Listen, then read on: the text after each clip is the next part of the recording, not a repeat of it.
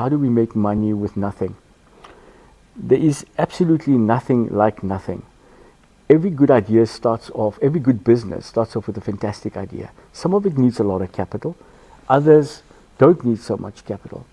I found in practice, when I look at Zimbabwe as an example, a lot of people get into business by doing subsistence farming because it requires less capital input and more work, time and effort. But coming back to your idea, how do you make money? You need to focus on these 5 elements and look for opportunities within them. So that's food security, water security, the issue of energy and how to develop and create new innovative ways of redeveloping cheaper energy, medical and education. The bottom line is sometimes you don't actually need capital. You need an idea that's low capital but requires skill, commitment, tenacity. That's what you actually need.